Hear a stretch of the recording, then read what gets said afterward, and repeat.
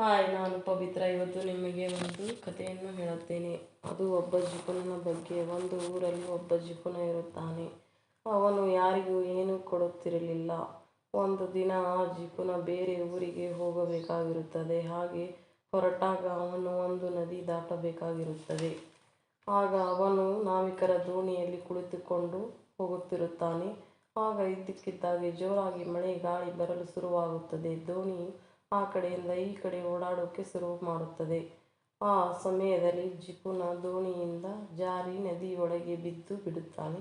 ಆದರೆ ಅವನಿಗೆ ಈಜು ಬರಲ್ಲ. ತಕ್ಷಣ ನಾವಿಕ ಜಿಪುಣನಿಗೆ, ನಿಮ್ಮ ಕೈ ಕೊಡಿ, ನಾನು ರಕ್ಷಣೆ ಮಾಡ್ತೀನಿ ಅಂತ ಹೇಳ್ತಾನೆ. ಜಿಪುಣ ಯಾವತ್ತೂ ಯಾರಿಗೂ ಏನು ಕೊಟ್ಟು ಅಭ್ಯಾಸವಿರಲ್ಲ, ಹಾಗಾಗಿ ನಾನು ಕೊಡಲ್ಲ ಅಂತ ಹೇಳ್ತಾನೆ. ಆಗ ನಾವಿಕ, ಇವನ್ಯಾರೋ ಹುಚ್ಚ ಇರಬೇಕು ಅಂದುಕೊಂಡ. ಸರಿ ಹೋಗ್ಲಿ, ನನ್ನ ಕೈ ಹಿಡ್ಕೋ ಅಂತ ಹೇಳುತ್ತಾನೆ.